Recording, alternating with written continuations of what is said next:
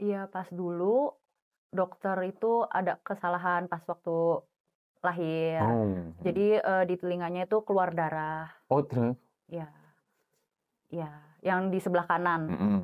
Jadi yang sebelah kanan itu, benar-benar mati Yang kanan, pendengarannya, oh, oh. sedangkan yang kiri masih ada, cuma sedikit, jadi dibantu alat dengar. Ya kan Betul. kendalanya adalah di komunikasi. Iya. Mungkin kalau misalkan saya sebagai petugasnya kalau nggak ngerti, ngapain sih ini orang nggak ngerti kan? Ya kan akhirnya kan ekspresinya nggak enak, Iya. akhirnya mereka juga menangkapnya, oh ini nggak ramah, udahlah. Padahal miskomunikasi iya aja kan, sebenarnya. saya juga Ya. bingung mau ngomong apa gitu kan. Nah itu kayak di situ sih. Kayaknya semua bahasa kayak gitu ya. Iya, kalau dilatih gitu ya. Iya, benar-benar. Kalau tidak pernah dipakai pasti lupa. Kalau selalu dipakai pasti akan ingat Iya. terus. Aku harap masyarakat dan teman-teman dengar bisa berbahasa isyarat untuk apa? Untuk bisa berkomunikasi dengan teman-teman tuli dan bisa bantu teman-teman tuli dan lebih ramah disabilitas. Betul? Ya, harapannya dapat seperti itu.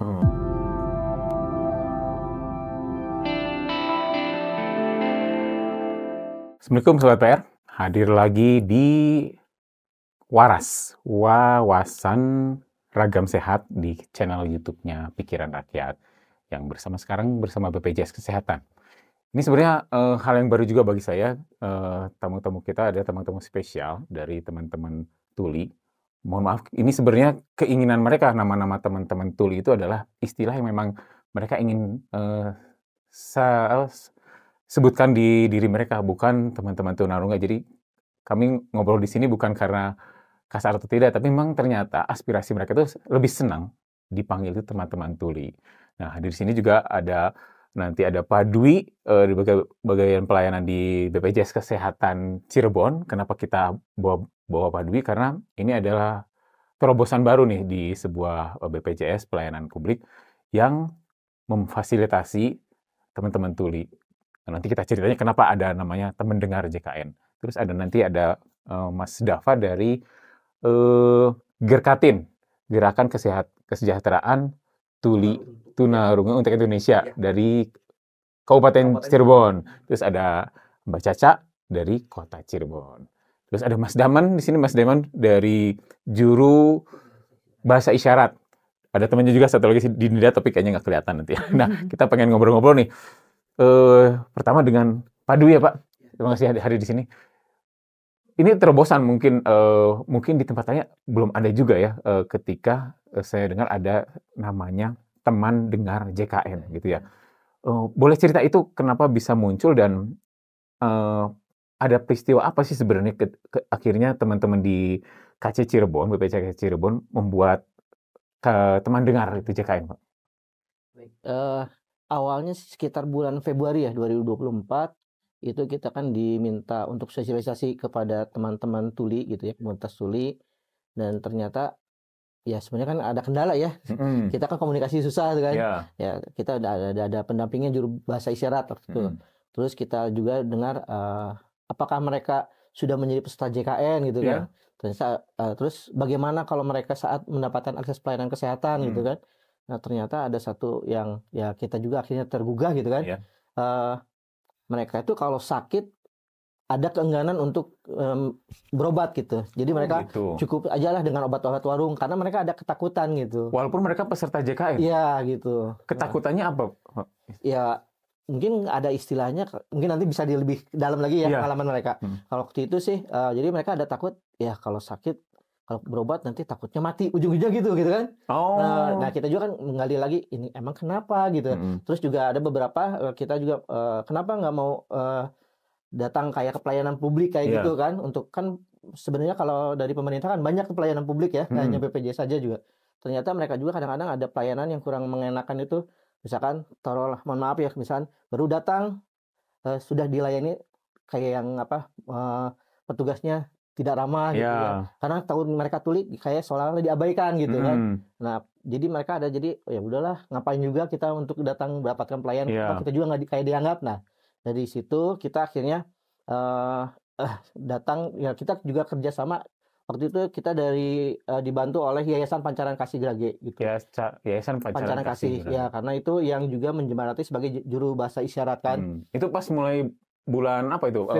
Februari. Februari. Jadi seminggu sesudahnya Hmm. dari yayasan itu datang ke kita komunikasi bagaimana terkait dengan pelayanan di BPJS. Nah, akhirnya kan kita jelaskan dulu sebenarnya untuk pelayanan BPJS sudah ada nih Iya. untuk loket prioritas namanya. Jadi Apa namanya, Pak? loket prioritas. Loket prioritas.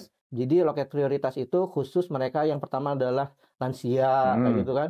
Terus yang disabilitas. Disabilitas, oke. Kemudian untuk ibu menyusui dan ibu hamil. Oh, berarti yang teman-teman tuli ini masuknya di situ yang di Sebenarnya loket prioritas disabilitas. itu Ya, cuma kan sekarang kenapa kita fokus ke teman tuli?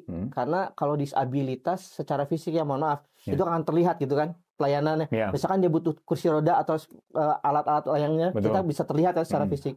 Tetapi saat komunikasi dengan teman tuli gitu, secara fisik mereka sehat. Iya. Tapi saat kita komunikasi, nah itu Susah, disitu kendalanya. susah. Nah, jadi disitulah kita diskusi bagaimana kita memberikan pelayanan.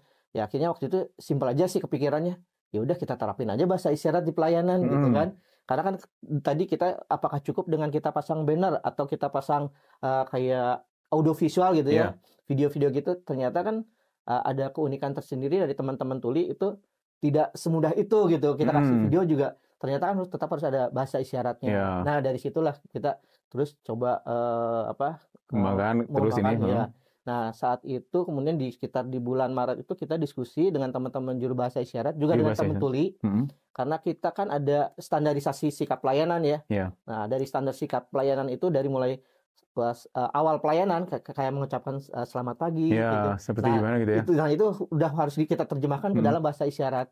Bisa Pak, selamat pagi gimana Pak? Selamat pagi ya. Oh, selamat pagi. Oh, selamat pagi. Oh, kalau siang? Selamat siang agak ke atas. Oh, malam? Selamat. Oh, udah nggak sampai malam ya pelayanan ya? Ada kan sampai malam juga rumah sakit ya? Iya. Seperti itu gitu. Jadi berarti awalnya memang dari dari keluhan peserta JKN ya, awalnya memang dari sana ya. Karena mereka merasa tidak terlayani atau malah mereka jadi tadi kata Bapak ragu untuk datang gitu ya. Nah, terus Mas Depan Gimana? Perbincangan dengan BPJS itu gimana akhirnya bisa bertemu dengan teman-teman juru bahasa isyarat Ya, itu awalnya BPJS ini datang ke Cirebon minta bikin pertemuan ya Pak ya, lagu itu ya awalnya ketemu, kita ajak teman-teman tuli karena sebelumnya kita pernah mendengar ceritanya teman-teman tuli, stigmanya mereka ketika datang ke dokter atau ke rumah sakit itu adalah, oh kalau saya sakit saya nggak mau datang ke rumah sakit atau dokter. Kenapa? Karena kalau saya datang ke rumah sakit atau dokter pasti meninggal. Kok bisa gitu ya? Mungkin karena ya bukan salah dokter atau rumah sakitnya ya. Mungkin komunikasinya tidak nyambung. Jadi yang contohnya kayak misalkan ditanya sakitnya di mana. Dokter biasanya kan pakai masker. Jadi nggak kelihatan ya. Betul, tidak bisa berbahasa isyarat. Ditanya sakitnya di mana mungkin bingung juga dokternya. Oh, cuman tunjuk keluhannya apa mereka nggak tahu. Yang kedua ketika menerima obat itu kan ini 3x1 sesudah makan, sebelum makan mereka nggak tahu. Mungkin sesudah makan 3x1, 3 kali diminum semuanya. 3 butir langsung minum gitu ya. Nah, itu yang mungkin kesalahannya di situ karena nggak nyambungnya komunikasi sih. Jadi stigmanya mereka seperti itu. Akhirnya ketemu, mereka menjelaskan, akhirnya BPJS inisiatif untuk oke, kita buat pelayanan ini untuk ramah disabilitas khususnya tuli. Kita pengen di bagian depan itu bisa dari mulai satpam ya Pak ya? Dari satpam. Dari satpam sampai ke yang di depan itu belajar berbahasa isyarat. Nah, ketika teman-teman tuli ini datang misalnya ke kantor, ke Vaskes gitu ya, si pelayan itu maksudnya di rumah sakit itu harus tahu, biar tahu bahwa yang datang adalah teman-teman tuli gimana? Ada mereka bawa atribut gitu gimana? Nggak ada secara fisik, mereka tidak terlihat seperti disabilitas yang lainnya ya, kayak misalkan daksa atau buta, ya mereka secara fisik normal. Nah, biar tahu gimana? Kan mesti pas ngobrol ketika jadi ketika ditanya gitu ya, selamat pagi. Selamat pagi mereka bingung pasti. Mereka karena secara fisik mereka normal jadi nggak kelihatan, masih bisa lihat sendiri. Mereka secara fisik nggak ada yang salah, nggak ada yang berbeda dari kita. Jadi nggak akan tahu ketika kita nggak ngajak ngobrol. Iya benar-benar. Nah, kalau Dava sendiri sekarang kuliah atau kerja?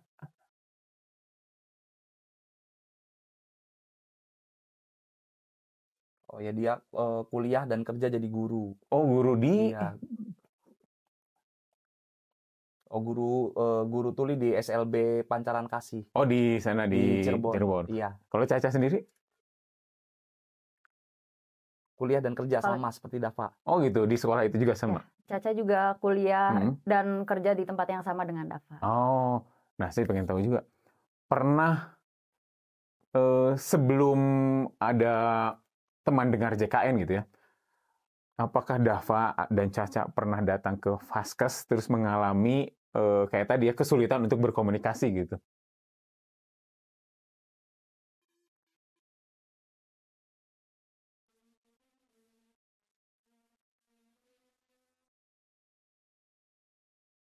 Oh, pernah saya tahun 2022 pas Mhm. sakit, Mm-mm, orang tua bawa datang ke puskesmas, mm-mm. komunikasi, susah komunikasinya. Untung ada orang tuanya membantu untuk berkomunikasi, ngobrol dengan dokter atau perawatnya. Iya, iya. Orang tua dijelasin sama orang tuanya, kamu sakitnya ini, jadi dia paham. Oh. Kalau Caca juga? Iya, pernah. Oh iya, karena Caca ini juga sama kesulitannya untuk berkomunikasi. Iya. Harus bisa sendiri karena Caca nggak ada orang tua yang mendampingi. Oh.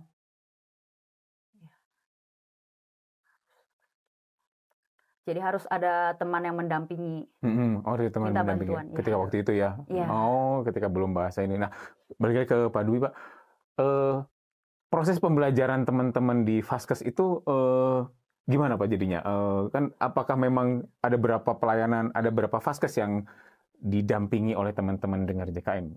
Nggak, kalau mungkin diluruskan dulu ya, untuk pembelajaran ini bukan di Vaskes dulu, jadi masih di BPJS iya, ya? di BPJS dulu, oke. masih di frontlinernya ya. Ya, Ya tadi kan pelayanan tadi ya, si Iya, pelayanannya. jadi Oh, iya, saat iya. masuk Sapam sudah belajar. Mereka nanti akan udah tahu bahwa kalau dengan kode seperti ini, oh itu berarti tuli. Gitu. Oh, jadi teman-teman Iya, langsung gini. iya. Nah, nanti Berarti ada berapa loket Pak di BPJS sebenarnya itu? kalau loket itu ada 3 ya. Ada prioritas, ada administrasi, ada pemberian informasi dan pengaduan. Cuma khusus untuk yang tadi teman tuli ini adanya hanya di prioritas saja. Gitu ya. Itu jadi nggak menunggu antrian yang lama yang lainnya gitu, yang lainnya. Jadi mau itu nanti administrasi, mau informasi atau pengaduan, semuanya di prioritas. Di prioritas. Nah, sekarang ada berapa yang sudah bisa bahasa isyarat, Pak? Kalau di teman-teman di BPJS itu? Kalau semua ya, jadi dari mulai security sampai dengan frontliner itu sudah semua kemarin belajar karena tapi bahasanya bahasa masih dasar ya. Yeah. Yang penting adalah bagaimana menyapa mereka, terus mengetahui kebutuhan mereka dan menyampaikan informasi seperti itu. Jadi semuanya udah Semuanya udah bisa ya? Iya, gitu. Bapak juga udah bisa berarti ya? Ya walaupun saya sedikit-sedikit gitu, karena kan saya jarang di back office sih biasanya. back office Jadi teman-teman yang di front office biasanya yang langsung bersentuhan dengan teman-teman tuli ya. Nah, ketika ini ada rencana ini nggak Pak, memperluas si cakupan teman dengar ini? Kan mereka tuh tidak hanya datang ke BPJS ya, tapi suatu saat kayak tadi Dava tadi ke puskesmas ada kesulitan. Nah, apakah ini juga mulai diterapkan di Vaskes gitu, mulai ada disosialisasikan? Nah, ini sebenarnya sudah berjalan ya, karena tadi intinya kalau BPJS ini kan hanya masalah administrasi ya. Jadi yang penting adalah mereka saat menerima pelayanan kesehatan. Itu kan komunikasi yang sangat penting. Tadi kan dari pengalaman terkait dengan pemeriksaan kesehatannya, terus pemberian obatnya, cara memakai obatnya seperti apa, itu kan yang penting. Nah, kita juga sudah mengundang beberapa fasilitas kesehatan, khususnya yang rumah sakit ya, PIC-nya. Kita belajar bersama gitu, belajar bersama dibantu dari teman-teman tuli juga dari JBI tentang bahasa isyarat dasar, masih dasar sih semuanya. Gitu. Jadi masih dasar dibantu oleh teman-teman dari JBI ya, gitu. Dari Mas Damon dan teman-teman juga. Nah, ketika mengkursus, ngasih kursus mungkin ya, disebutnya apa? Membantu belajar kali ya. Membantu belajar gitu ya. Membantu belajar teman-teman dengar untuk belajar isyarat kan. Nah, itu ketika yang teman-teman di BPJS maupun yang nanti di Vaskes itu apakah melibatkan juga teman-teman tuli ini dari Gerkatin ya? Gerkatin betul. Pasti kita akan melibatkan teman-teman tuli. Karena pada dasarnya saya sebagai teman dengar yang bisa berbahasa isyarat, saya nggak boleh ngajarin teman-teman dengar lain untuk berbahasa isyarat. Karena memang lebih baik belajar langsung dari teman tulinya. Ya, native-nya kalau bahasa Inggris Ya, native betul, speaker-nya gitu. native-nya. Ini native ininya ya. Betul. Native feeling. Saya sebagai teman dengar yang bisa berbahasa isyarat hanya jadi jembatan aja. Oh. Menjembatani teman-teman dengar untuk berkomunikasi dengan teman-teman tuli atau mau belajar berbahasa isyarat dengan teman-teman tuli. Oh. Ya, jadi ngobrol soal Gerkatin. Gerkatin ini sebenarnya apa sih organisasi atau gimana teman-teman dari ini? Ya, organisasi, betul. Awalnya gimana sih ceritanya Gerkatin ini? Kan banyak, apakah awalnya memang banyak organisasi yang membawahi teman-teman tuli terus jadi bersatu gitu atau gimana? Kalau untuk Indonesia saya nggak tahu ya, cuman kalau untuk yang Gerkatin kota dan Kabupaten Cirebon dibuat, mungkin Caca bisa jelasin.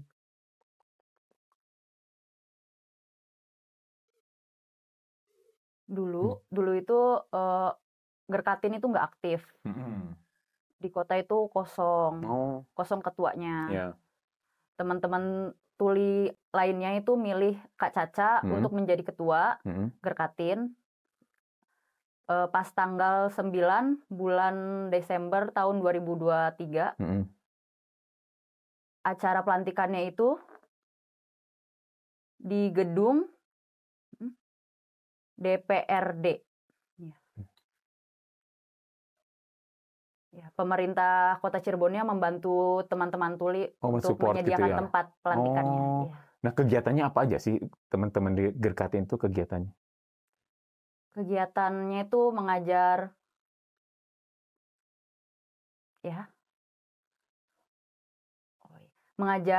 bahasa isyarat Indonesia.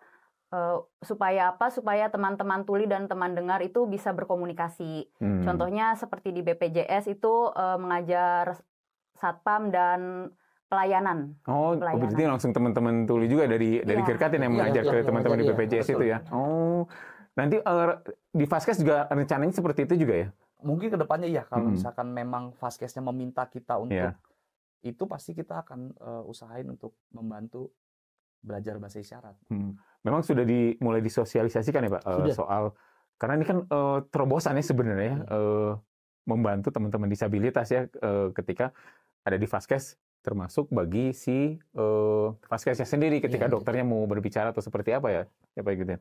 Ya, karena ya tadi kembali kan sebenarnya untuk masalah bahasa isyarat ini bukan hanya di BPJS sebenarnya kan. Ya tadi ini perlunya di Faskes juga ya sebenarnya yang pas ini ya. Tidak hanya itu juga, tadi alhamdulillah sih sebenarnya kalau di Kota Cirebon, wali kotanya itu sangat support gitu. Jadi benar dari pemerintah daerah, karena kan nanti bisa menginstruksikan instansi pelayanan publik lainnya gitu. Jadi akan lebih luas nanti ini ya. Seperti itu, tidak hanya BPJS saja. Jadi nanti juga tidak hanya fasilitas kesehatan, mungkin pelayanan publik lainnya. Mungkin dari Mas Damon ya waktu itu sudah ada beberapa juga instansi. Sudah ada beberapa instansi yang pernah meminta saya, kayak contohnya pengadilan, rumah sakit pemerintah sempat, cuman belum ada kelanjutan. Tapi yang sudah pernah kita lakukan tuh pengadilan pernah, mungkin bulan ini ada satu hotel yang meminta kita untuk belajar juga bahasa isyarat. Emang teman-teman tuli ini kalau di Kota Cirebon dan Kabupaten Cirebon cukup banyak sih populasinya, jumlahnya gitu.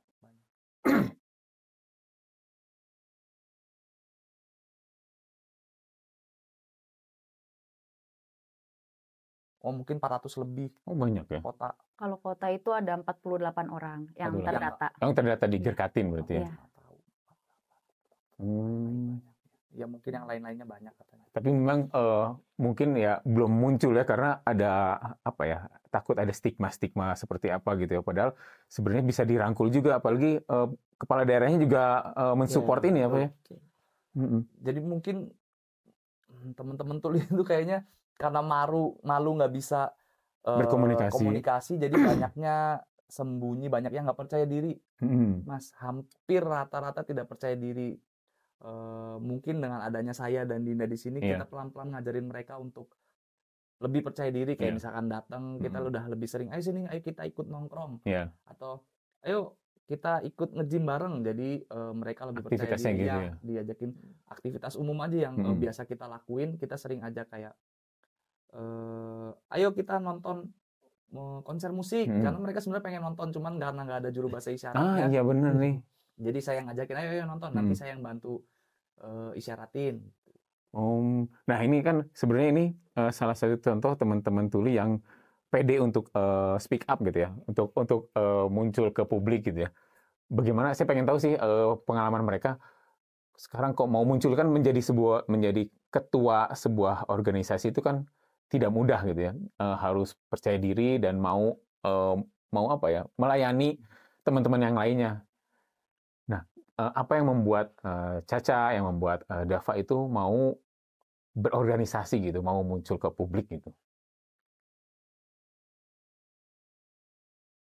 Ada support orang tua juga atau teman-teman gitu ya?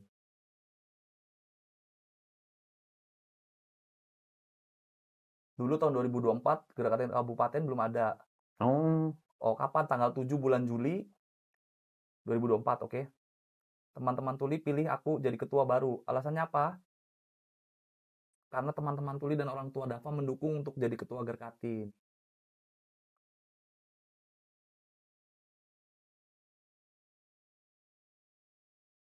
Sebab teman-teman tuli banyak yang pilih aku selalu karena dia mau maju, karena sebab kamu mau teman-teman tuli lain ikut maju betul. Ya, karena dia mau teman-teman tuli yang lainnya bisa ikut maju. Nah, di Gerkatin ini kegiatannya apa aja sih sebenarnya? Kalau Caca gimana? Caca sendiri? Caca gimana? Kenapa bisa mau jadi ketua? Alasannya apa? Aku tuh mau orang tua senang banget pas Caca jadi ketua ini. Teman-teman juga banyak yang bantu. Caca juga mau bantu apa lain-lainnya? Bantu untuk setara teman tuli dan dengar. Ya, jadi ingin teman-teman tuli dan teman-teman dengar itu setara haknya. Oh gitu. Ya. Bisa sama-sama bahasa isyarat katanya. Nah, sekarang pengen tahu juga kegiatan Gerkatin itu apa aja yang kan tadi 2024 ya. Pengennya mau apa aja sih Gerkatin ini?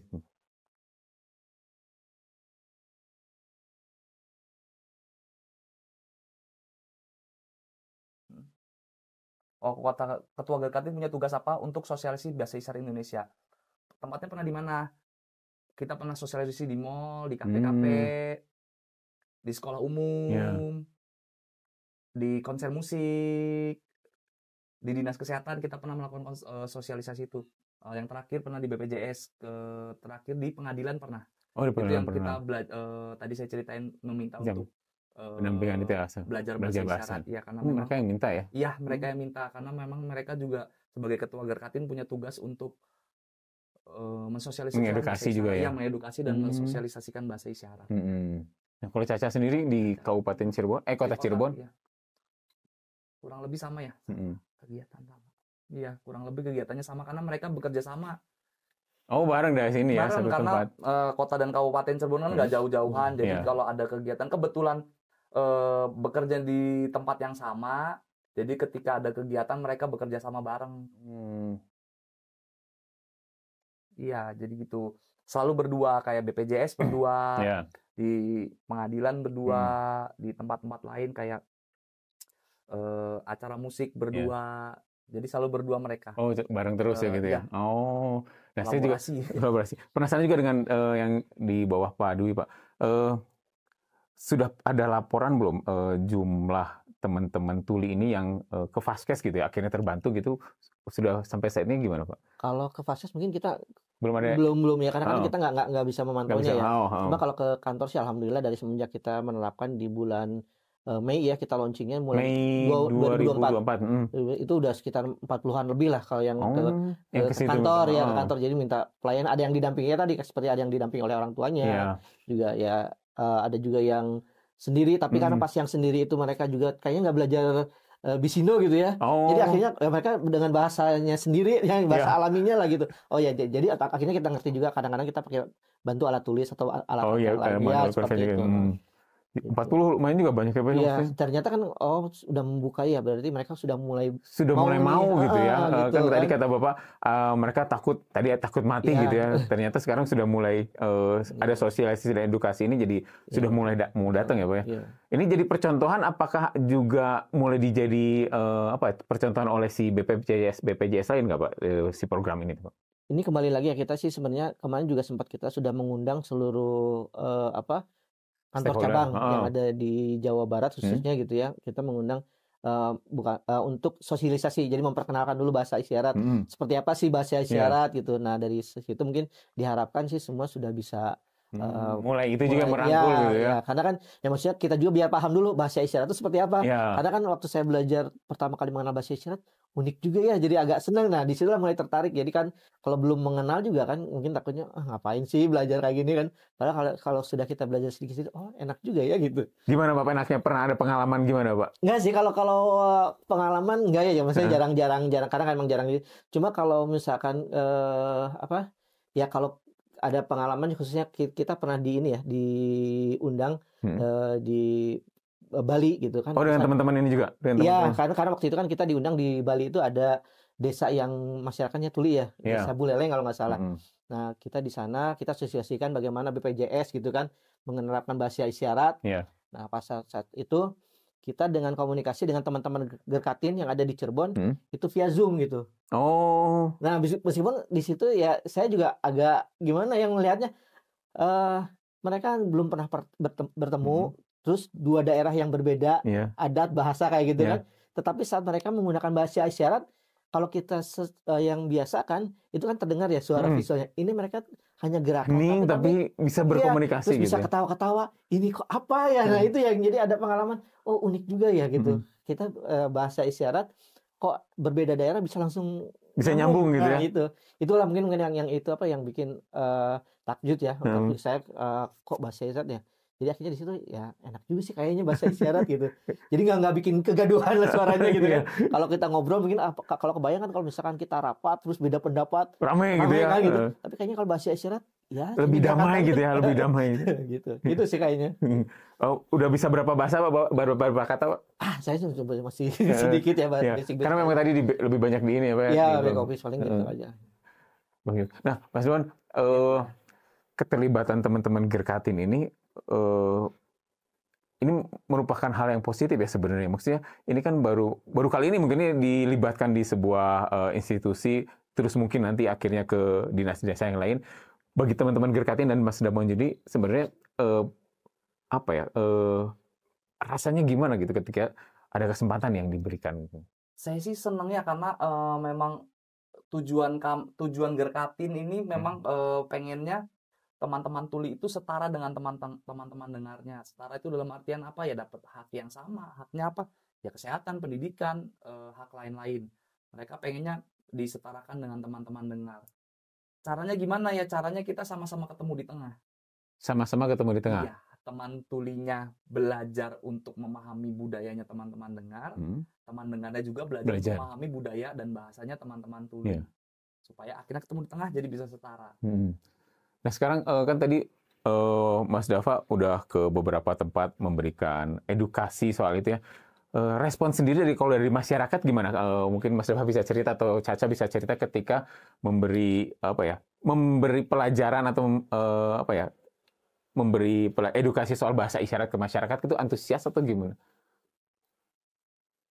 Karena di Bandung saya belum pernah ngelihat gitu ketika teman-teman memberi kayak tadi ya datang kemana ke mall bahkan ya memberi bahasa isyarat, sosialisasi bahasa isyarat gitu. Karena kan mungkin kita juga butuh nih orang-orang kita yang seperti kita gitu ya.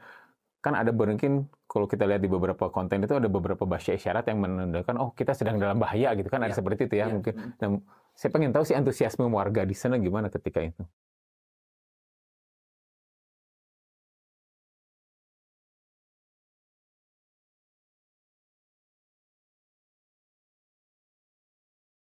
Senang banget. Oh iya, komunikasinya lebih nyaman. Supaya apa? Supaya nanti bisa bantu untuk berkomunikasi dengan bahasa isyarat.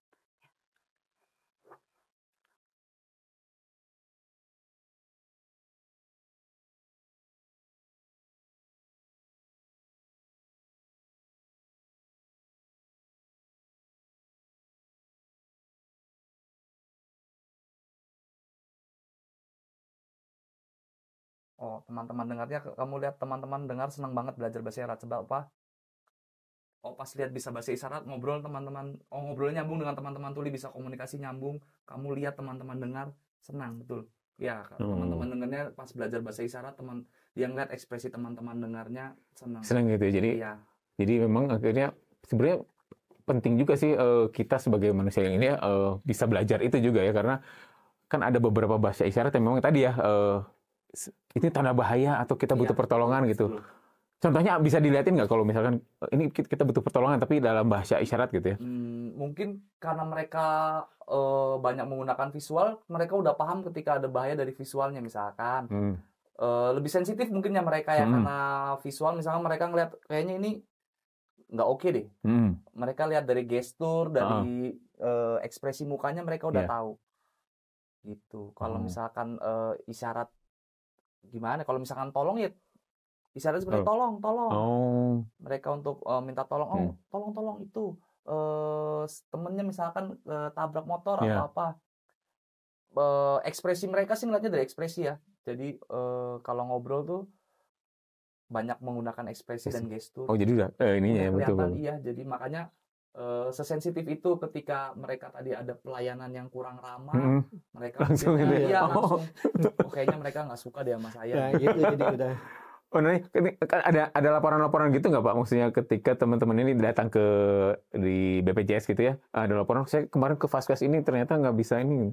Enggak sih kalau selama ini alhamdulillah ya enggak, karena ya tadi mungkin kita juga karena komunikasi dengan teman-teman tuli, ya jadi kan tadi kalau posisi di tengah jadi sama-sama mengerti. Memahami ya benar-benar. Jadi bukan setiap orang mengeluh gitu ya, atau ya maksudnya pelayanan itu jutek gitu kan.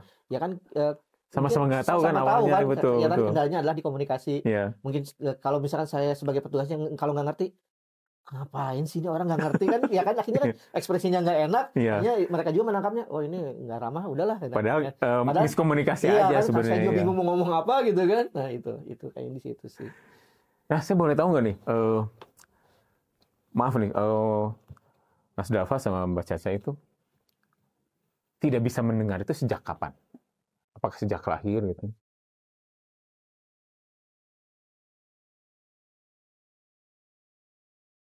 Iya, pas dulu dokter itu ada kesalahan pas waktu lahir.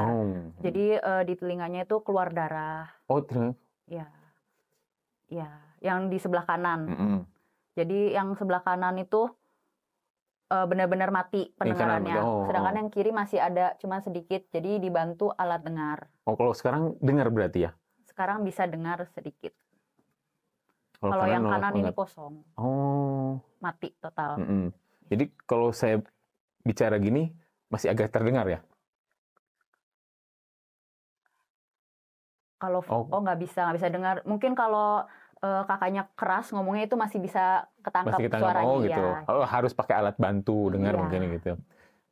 Kalau Dava sendiri?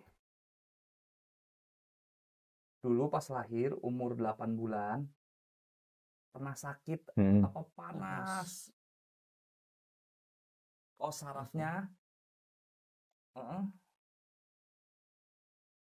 ada ya, dia pernah sakit. Demam tinggi. Terus ini saraf ada yang rusak. Jadi mungkin rusak jadi dia berubah jadi tuli. Karena pas lahir dengar. Lanjut umur 8 bulan sakit demam tinggi berubah jadi tuli. Ya gitu. Jadi pas 8 bulan sakit berubah jadi tuli, tapi pas lahir dengar cerita mama.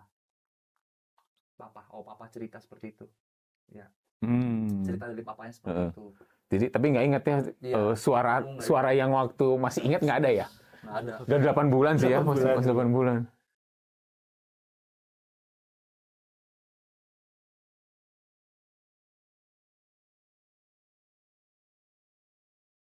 Ya masih ingat sedikit banget tapi katanya.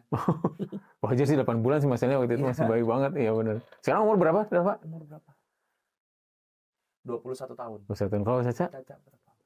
Aku 24 tahun. Oh iya. Nah, saya malah penasaran juga Mas Damon. Terjun ke berkiprah dengan teman-teman tuli itu awalnya gimana, Mas? Saya itu kebetulan punya sekolah SLB, tapi khusus untuk tuli.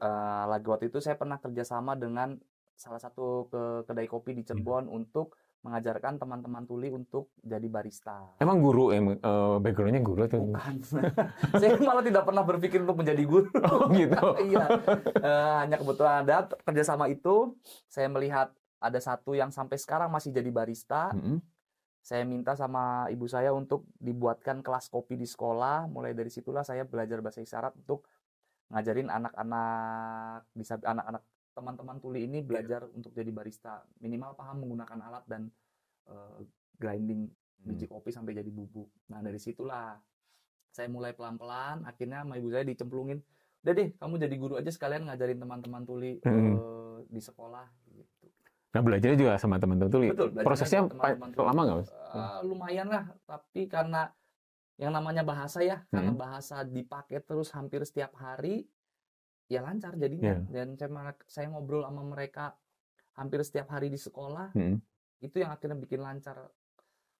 Sayanya semua bahasa kayak gitu ya. Iya, kalau dilatih gitu ya. Iya, benar. Kalau tidak pernah dipakai pasti lupa. Kalau selalu dipakai pasti akan ingat terus. Nah, jadi pengen tahu sebenarnya ada standar bahasanya nggak sih yang dipakai teman-teman tuli ini? Mungkin ada beberapa kategori atau gimana? Sebenarnya di Indonesia ada 2, ada Sibi dan Bisindo. Cuman teman-teman tuli itu lebih nyaman menggunakan Bisindo. Oh, bedanya apa? Bedanya apa? Beda Bisindo dan Sibi. Beda apa? Bukan. Beda Sibi dan Bisindo apa? Oh, kamu nggak paham Sibi? Dia nggak, ya karena menolak untuk menggunakan CB, jadi dia ya udah nggak tahu kalau ada teman-teman yang pakai bahasa CB. CB itu apa singkatnya? Sistem bahasa isyarat. Sistem isyarat bahasa Indonesia. Sistem isyarat bahasa Indonesia. Iya. Tapi kalau Bisindo nyaman. Nah, dia lebih nyaman, dia lebih paham kalau teman-teman lebih cepat paham. Ya, lebih cepat paham kalau ada teman-teman atau teman dengar yang menggunakan Bisindo. Bedanya di mana? Beda apa? Tahu nggak? Bukan. Beda Sibi dan Bisindo apa?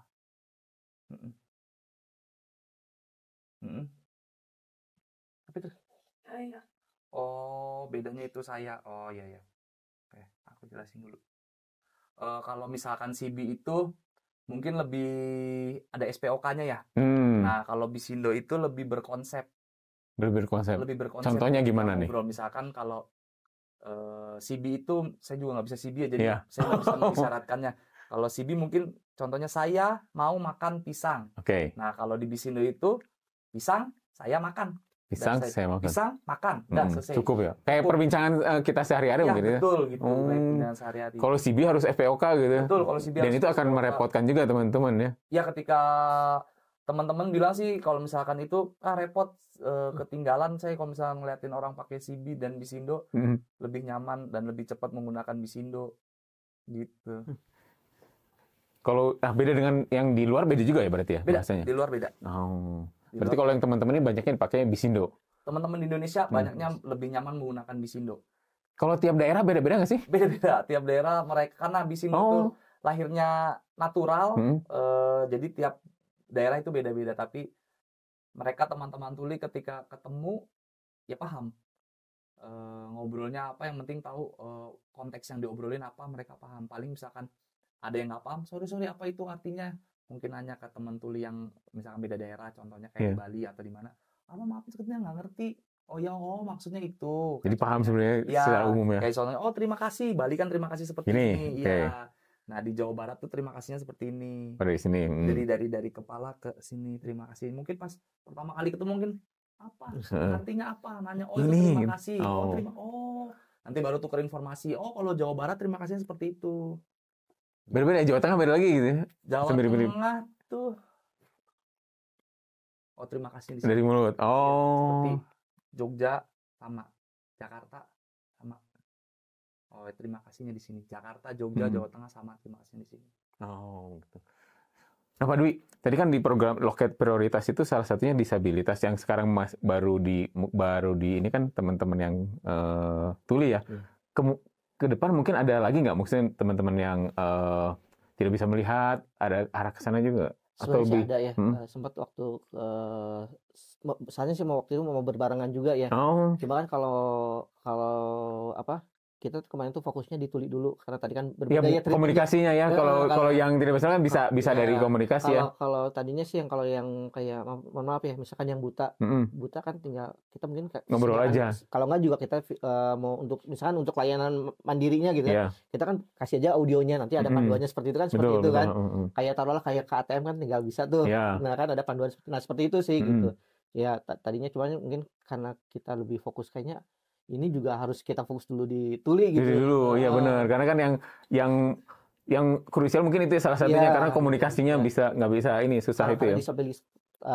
Disabilitas yang lain kan secara fisik terlihat ya, jadi tinggal butuhnya ini, betul, butuhnya ini gitu. Nah, ini yang lebih nanti mungkin ini kalau si untuk keluhan-keluhan gitu bisanya ada komunikasi selain di CS-nya gitu ada nggak Pak? Kalau di aplikasinya gitu untuk di BPJS? Kalau misalkan untuk pengaduan kan bisa ya, kita sudah menggunakan yang mobile JKN itu ya. Sebenarnya kan di situ aja sih untuk pengaduan seperti itu. Nah kalau yang Vikacika itu apa sih Pak? Itu kan sudah dilebur ya. Jadi masuk ke si mobile JKN jadinya ya. Ya. Terus juga ada call center 165 kan semua sudah jadi satu layanan gitu. Ya. Nah kalau teman-teman ini bisa lewat yang aplikasi yang lain sebenarnya, karena si mobile JKN sebenarnya udah lengkap juga ya Pak ketika mau ada mereka mungkin tidak akan lebih mudah ketika mengaksesnya lewat mobile JKN juga ya Pak. Iya, sebenarnya itu kan karena kalau aplikasi kan cepat belajarnya gitu. Iya. Paling yang tidak bisa melihat mungkin agak kesulitan, tapi bisa dibantu sama yang lain.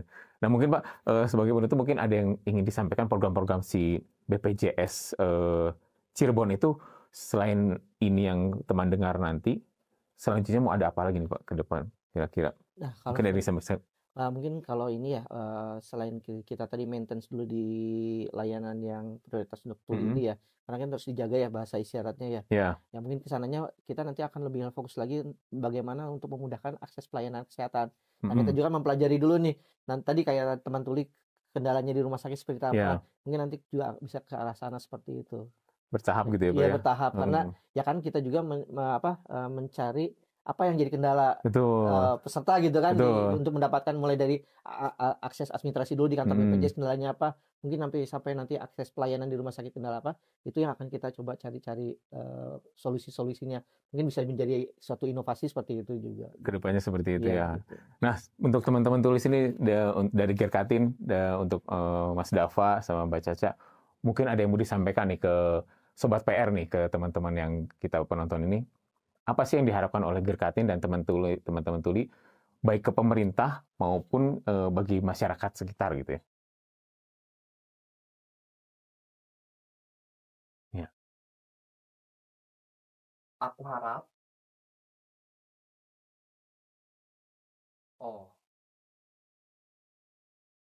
Oke.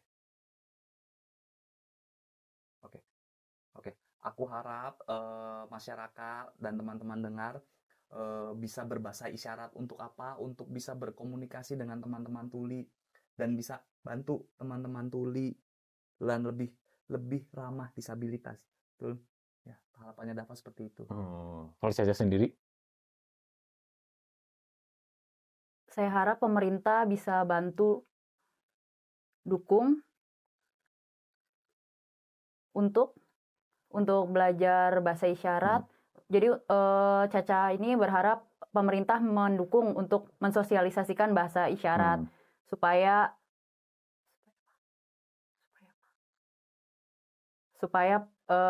teman-teman tuli juga paham gitu, bisa berkomunikasi dengan lancar. Supaya setara. Setara tadi ya? Iya, untuk setara dengar dan tuli itu.